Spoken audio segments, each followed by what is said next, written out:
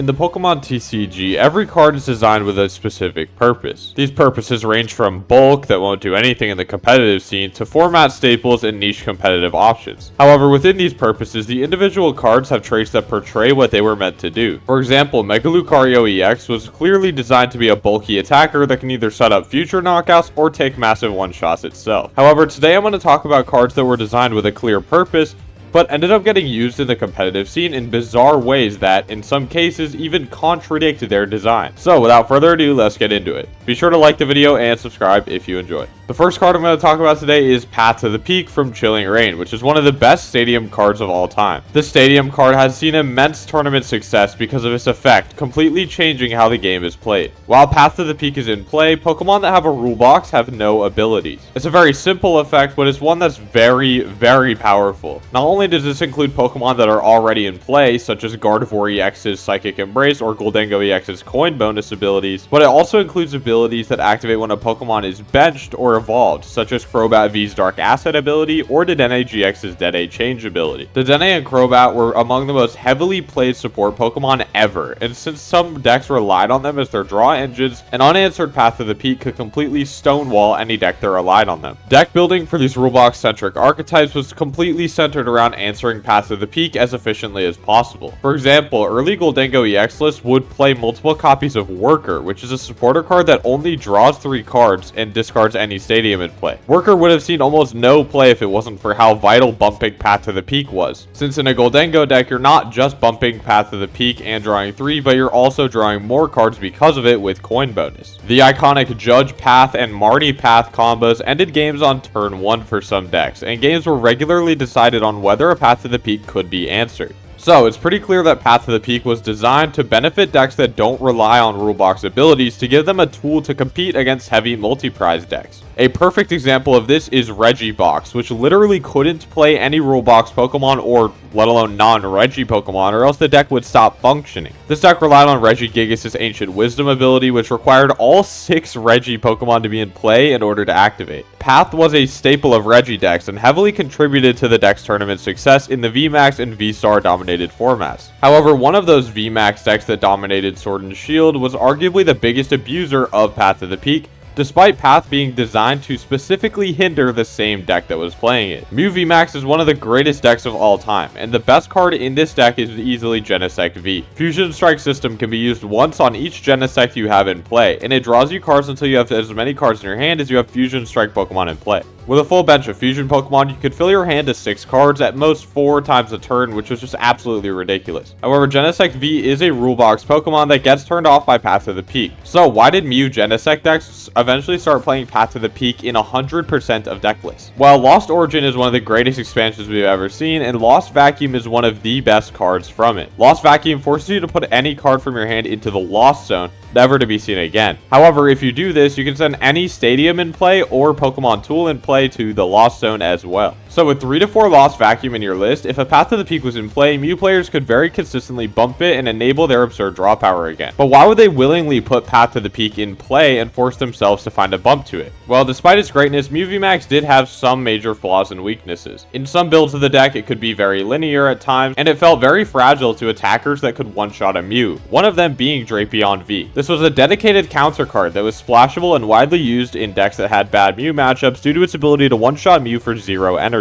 However, Drapion can only do this if Path to the Peak isn't in play, since it relies on its Wild Style ability to reduce its attack cost. So, if Path to the Peak was in play, Drapion could just not do anything. However, Drapion wasn't the only reason Path was a staple in Mew. At the end of Mew's legality, decks like Charizard EX and Roaring Moon EX rose to the top of the meta, and they could both one-shot Mew very easily and chain attacks so frequently that it would be impossible for Mew to win. So by aiming to get a turn 1 Path to the Peak plus Judge combo, you had a win condition versus these dark decks as well as normally poor matchups like Arceus Duraludon. Speaking of Arceus, it too is another rule box Pokemon with an incredible ability that played Path to the Peak regularly. However, Arceus had more of a reason to run Path to the Peak, since after you used your V-Star power, Path to the Peak was a non-issue for most of your strategy. It's really strange seeing Mew VMAX lists with 4 Path to the Peak in them, but trust me, this was actually really good. Even the first place World Championships Fusion Mew VMAX deck, which was tight on space, required 1 path to be played optimally. It's funny how the card design designed to counter rulebox abilities was used to the most success by decks that relied on rulebox abilities themselves. Speaking of rulebox abilities, the next card is a Pokemon GX from the late Sun and Moon era that, despite being a Stage 2 with some very obvious strengths, would only see competitive play with none of its pre-evolutions alongside it. I did just talk about Incineroar GX in my last video, but it is actually a pretty good Pokemon card despite not seeing that much tournament success. High HP, Stage 2 Dark-type GX Pokemon with an ability that can power itself up with energy, and it has 2 great attacks. Crushing Punch costs 3 colorless, does 130 damage, and discards a special energy from the opponent's active Pokemon, and its GX attack Darkest Tornado has the same energy cost, does 10 damage plus 50 more for each damage counter on this Pokemon. Now, despite having a lot going for it, the power creep of the tag team Pokemon didn't allow for an Incineroar deck to do anything. However, this card is obviously not like terrible or anything. The problem was just having to evolve into a Stage 2 in a format where basics were the centerpieces of every deck. But it was one of those basics that made Incineroar viable, not because it supported it or anything, but because it could copy its strong attacks. Mewtwo and Mew Tag Team GX, aka Mew 3, was one of the best tag team Pokemon because of its insane ability Perfection. Perfection allows Mew 3 to copy the attacks of any Pokemon EX or GX in your discard pile or on your bench, meaning you could even copy the attacks of discarded evolution Pokemon GX like Naganadel GX, Solgaleo GX, the other Solgaleo GX, and of course Incineroar GX. The colorless energy requirements in both attack costs made it splashable as a 1-of in almost any Mew 3 deck, and Darkest Tornado was a decent option to punish decks that didn't one-shot Mewtwo, as it allowed you to follow up with a one-shot on anything in the format, assuming the opponent damaged you enough. Incineroar found a home as a staple in a decent archetype, although Mew 3 was past its prime at this point. Incineroar was clearly designed to use its ability to power itself up with 3 dark energy from your deck and damage itself to synergize with its GX attack, but the only time it saw competitive play was when neither Litten or Torracat were in the deck list. Hop's Cramorant from Journey Together is a very simple card on paper. It's a 110 HP basic colorless Pokemon that does 120 damage for 1 colorless energy, but only if your opponent has 3 or 4 prizes remaining. This card was clearly designed to be used in Hop's decks, using cards like Postwick, Hop's Snorlax, and Hop's Choice Band to decrease the energy cost of its attack and amplify its damage. However, despite just winning in a Hop's Trevenant deck at the turn special event, Hop's Cram was mostly used in Gholdengo EX Lunatone decks instead of Hop's decks where it was designed to be used. Gholdengo EX is flat out one of the best attackers ever, with built-in draw power with its ability coin bonus and a one-hit KO button for anything in the game. Lunatone and Solrock provided the deck even more draw power through Lunatone, as well as a great early game attacker with Solrock's Cosmic Beam attack doing 70 damage for 1 energy and ignoring resistance. However, because Gholdengo was so good, it was used at a ridiculously high rate, meaning that if you plan on playing Dengo Rocks to a tournament, you needed to know the mirror match. In very simple terms, to not bore you with intricacies of the Gholdengo mirror that doesn't even exist anymore, the first player to put a 2-prizer in play usually loses. This is obviously not a guarantee because of cards like Legacy Energy or Bravery Charm that can swing the prize trade,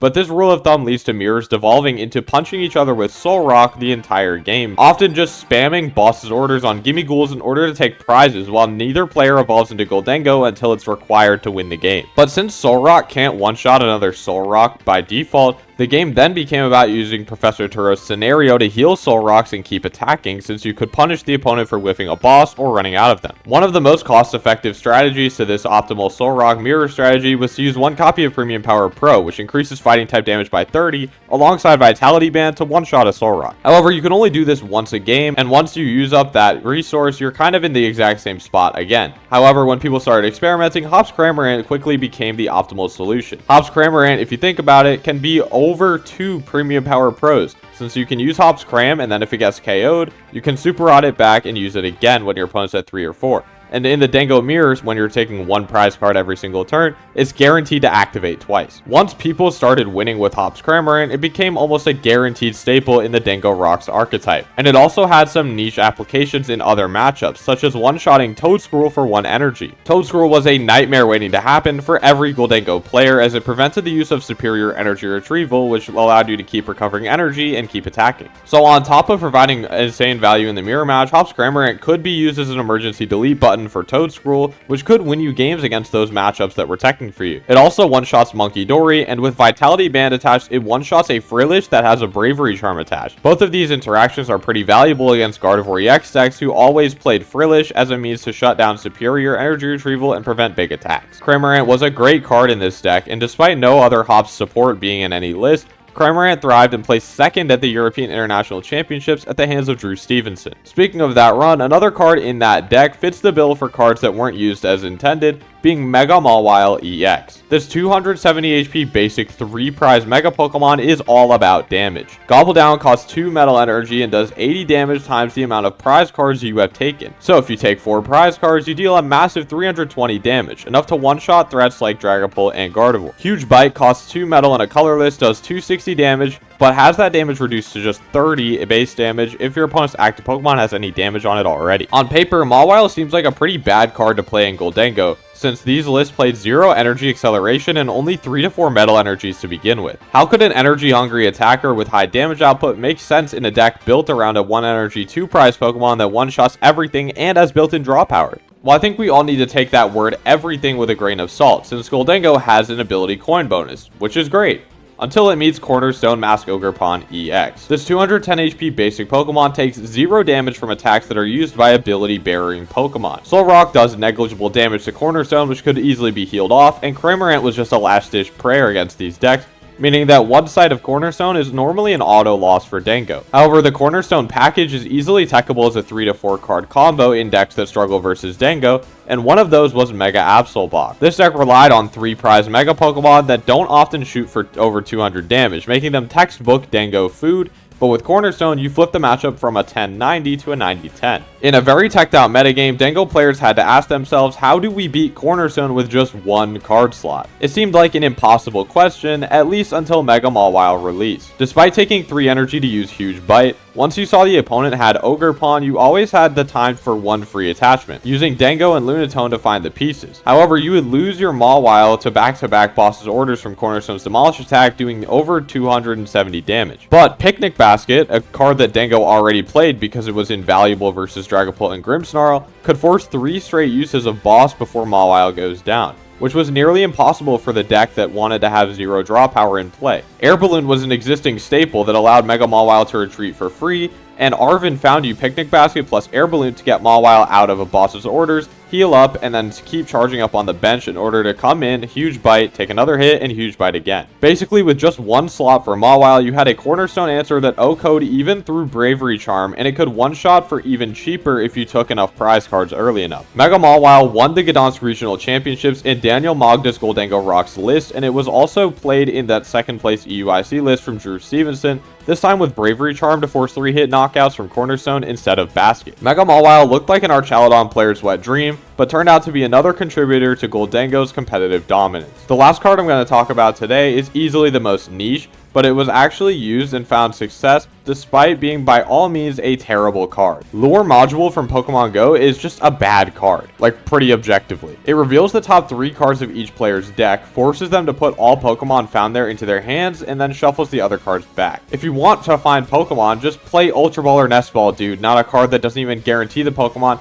and can even help your opponent. Like, what are we even doing, bro? But what if you actually wanted the opponent to draw into Pokemon, and what if you wanted to know exactly which Pokemon they had there? Enter Snorlax Stall. This infamous control archetype's sole mission was to permanently trap the opponent's liability, support Pokemon in the active spot until they decked out. However, the problem with this deck until 151 released in 2023 was that there was no consistent way to force liabilities into play outside of Echoing Horn, which only put Pokemon from the discard pile onto the opponent's bench, making it easy to play around. However, Pokemon 151 introduced Erica's Invitation, which reveals your opponent's hand, puts any basic of your choice onto their bench, and switches it into the active spot all in one. But it was really Counter Catcher being reprinted in Paradox Rift one set later that broke Snorlax. Suddenly, the entire deck was unlocked, since you could gust up liabilities on an item card and use your supporter for more nefarious purposes, such as infinitely looping your deck with Silene, milling switching cards from your opponent's deck with Misfortune Sisters, or eradicating special energies with Giacomo. So with Erica and Echoing Horn in your deck, liabilities weren't safe in the opponent's hand thanks to Erica, nor the discard pile because of the horn. So the only safe hiding spots for your game-losing Pokemon were in your prize cards, which isn't consistent, or in the deck. The weakness of Snorlax Stall was that it relied on your opponent drawing into liabilities in order to win. However, while not all lists included the card,